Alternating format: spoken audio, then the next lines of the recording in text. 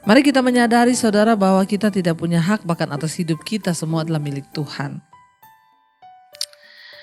Dan kita perlu belajar yang namanya berserah. Saya mau berkata kepada saudara hari ini yang mungkin engkau sedang tidak mengerti apa yang terjadi dengan hidupmu. Ada begitu banyak pertanyaan, saya pun pernah mengalami itu. Kenapa? Dulu saya bertanya kenapa, dan kenapa. Ya, kenapa saya harus diusir dari keluarga saya? Karena saya menerima Yesus. Firman Tuhan hari ini terambil dari Roma pasal yang ke-9.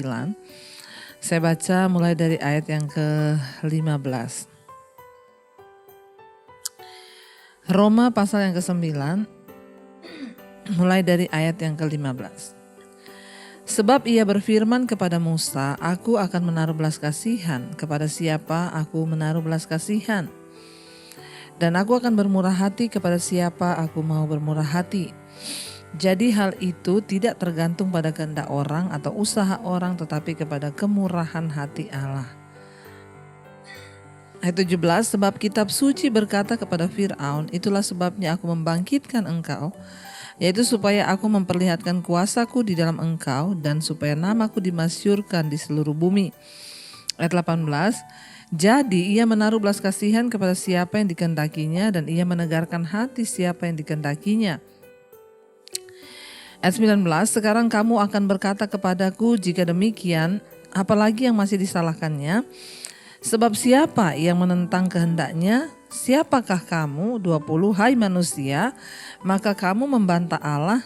Dapatkah yang dibentuk berkata kepada yang membentuknya, mengapa engkau membentuk aku demikian?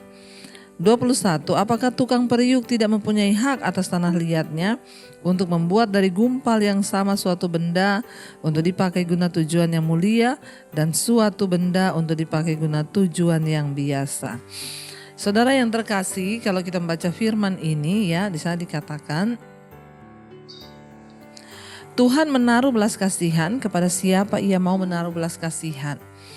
Ya, bahkan di sini kita baca juga Tuhan bermurah hati kepada siapa ia mau bermurah hati. Ya, dan di sana juga dikatakan kita melihat saudara bahwa ya semua yang terjadi dalam kehidupan kita di dunia ini itu adalah sekehendak Tuhan.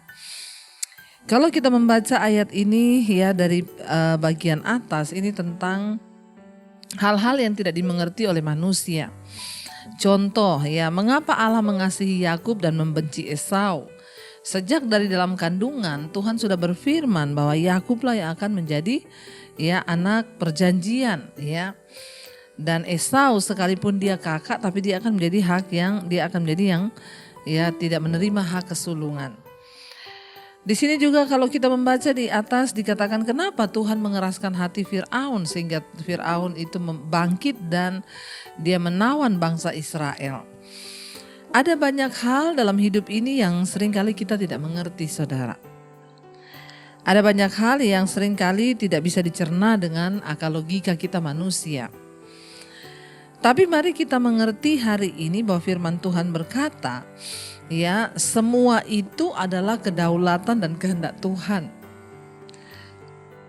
Saya beri contoh saja, misalnya ada seorang ibu yang datang kepada saya dan bertanya, Bu, kenapa anak saya dipanggil Tuhan? Anak saya masih sangat muda, dia dipanggil Tuhan, dia mati dan meninggalkan saya. Kenapa Tuhan mengambil anak saya? Kenapa bukan anak lain yang nakal, yang memang pantas untuk mati? Saudara, tidak semua persoalan di hidup kita ini ada jawabannya. Tidak semua masalah di hidup kita ini dapat kita cerna dengan logika kita. Pada akhirnya sebagai manusia, kita harus kembali kepada kedaulatan Tuhan. Ya, itulah Tuhan. Dia yang berkehendak, dia yang berkuasa, dia yang melaksanakan, dia yang melakukan. Bagian kita sebagai manusia hanyalah belajar percaya bahwa semua yang terjadi itu seizin Tuhan dan itulah yang terbaik. Ya, itu yang terbaik. Ya, seringkali orang bertanya kenapa, kita tidak menemukan jawaban. Pada akhirnya kita hanya menjadi kecewa kepada Tuhan karena kita tidak memahami segala sesuatu yang sedang Tuhan kerjakan. Ada yang berkata, kenapa anak saya meninggal, Bu? Ya mungkin Tuhan lebih tahu, lebih baik dia meninggal sekarang daripada nanti dia hidup tapi dia akan mengalami sakit yang parah atau bagaimana. Tuhan yang tahu, dan mari kita yakini itu adalah yang terbaik.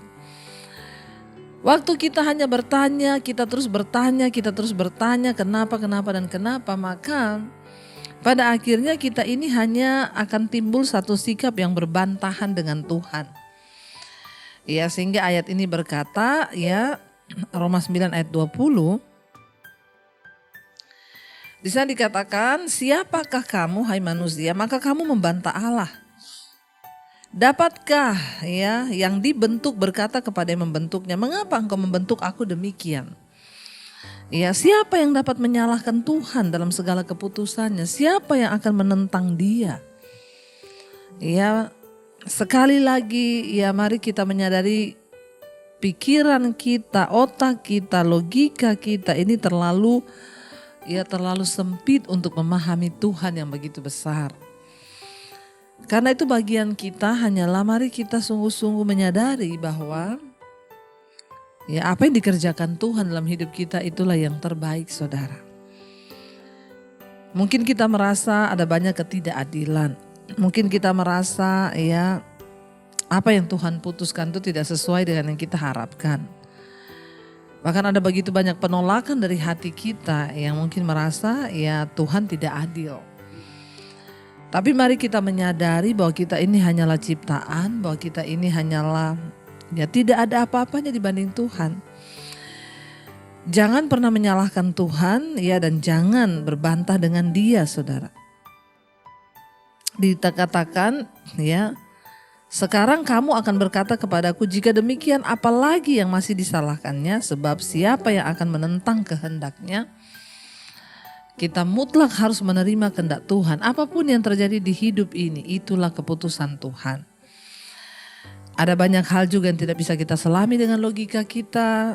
Ada banyak hal yang tidak dapat kita kendalikan dengan kekuatan kita. Pada akhirnya yang terbaik hanyalah bersyukur dengan apa yang sudah Tuhan izinkan terjadi. Ya, dapatkah orang berkata, dapatkah yang dibentuk berkata kepada yang membentuk, mengapa engkau membentuk aku seperti ini? Ya, apakah tukang periuk tidak mempunyai hak atas tanah liatnya? Untuk membuat dari gumpalan yang satu menjadi bentuk yang seperti ini, gumpalan yang satu menjadi yang seperti sana. Mari kita menyadari, saudara, bahwa kita tidak punya hak bahkan atas hidup kita, semua adalah milik Tuhan. Dan kita perlu belajar yang namanya berserah. Saya mau berkata kepada saudara hari ini yang mungkin engkau sedang tidak mengerti apa yang terjadi dengan hidupmu. Ada begitu banyak pertanyaan, saya pun pernah mengalami itu. Kenapa? Dulu saya bertanya kenapa. Ya, kenapa saya harus diusir dari keluarga saya karena saya menerima Yesus? Kenapa begini, kenapa begitu? Tapi ketika hari ini saya mengerti ternyata itulah yang terbaik bagi saya. Karena saya tidak akan pernah menjadi seperti ini kalau saya tidak melalui masa-masa sulit yang bahkan saya tidak bisa mengerti. Saudara, ya saya mau berkata hari ini lebih baik belajar menerima keadaan. Lebih baik kita belajar menerima kenyataan hidup ya, dan mempercayai Tuhan dan kehendak-Nya dibanding kita hanya bertanya kenapa. Saya berdoa supaya kita semua belajar yang namanya berserah. Jangan berbantah dengan Tuhan. Karena Dialah yang memegang kendali atas hidup kita, karena Dialah yang berdaulat atas hidup kita.